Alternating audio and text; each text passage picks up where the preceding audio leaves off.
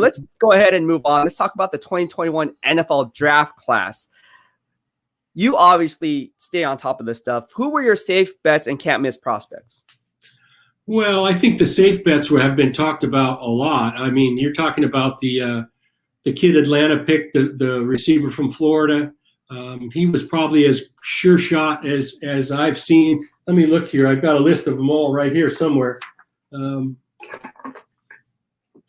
Making you work today, Randy. Yeah, you are. I wasn't expecting to talk about the draft, so I apologize. I'm scrambling here. No, it's fine. Kyle Pitts. Kyle Pitts. Yep.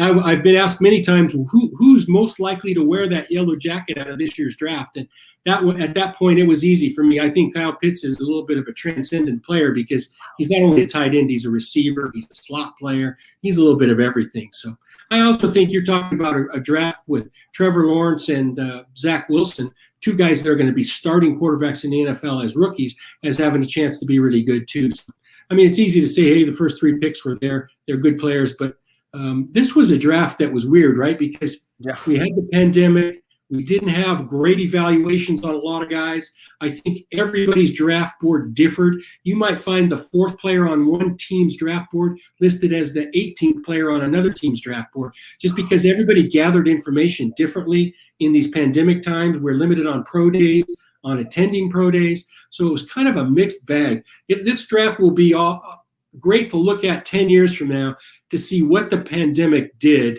to drafting players for NFL teams in 2021. All right, Calvin Johnson or Julio Jones? I'm Calvin Johnson. I'm old school.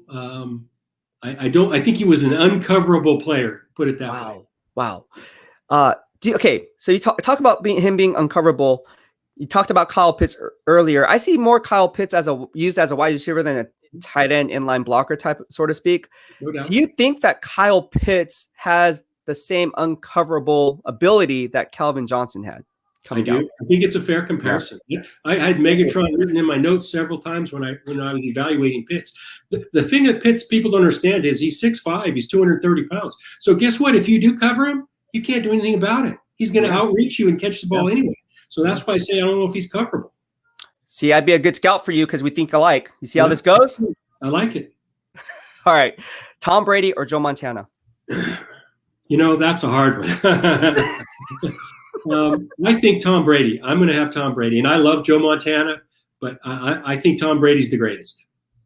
I said Tom Brady too. So, my parents are like, I'm like, no, I think it's Tom Brady. All right. Starbucks or Pete's?